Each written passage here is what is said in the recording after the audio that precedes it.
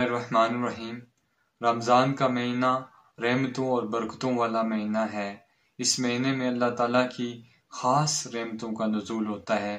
اگر ہمیں اس کی اہمیت کا اندازہ ہو جائے تو ہماری خواہش ہو کہ سارا سال رمضان ہو، اور جو شخص اس مہینے میں غفلت میں پڑا رہا وہ ہلاک ہو گیا، وہ برباد ہو گیا، وہ نامراد ہوا، کیونکہ میرے نبی پاک صلی اللہ علیہ وسلم نے آمین کہا تھا جب جبرائیل علیہ السلام نے بد دعا دی تھی کہ ہلاک ہو جائے وہ شخص جو رمضان کا مہینہ پائے اور اپنی بخشش نہ کروا سکے، تو میرے نبی پاک صلی اللہ علیہ وسلم نے آمین کہا تھا۔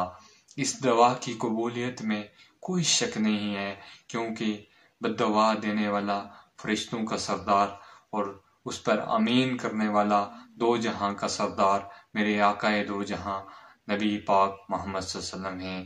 اس دعا کی قبولیت میں کوئی شک نہیں ہے۔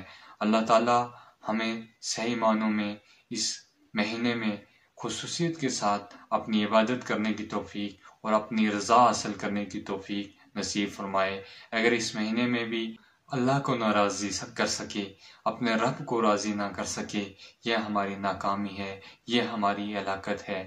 اللہ تعالیٰ آپ کا اور میرا حامی اور ناصر ہو۔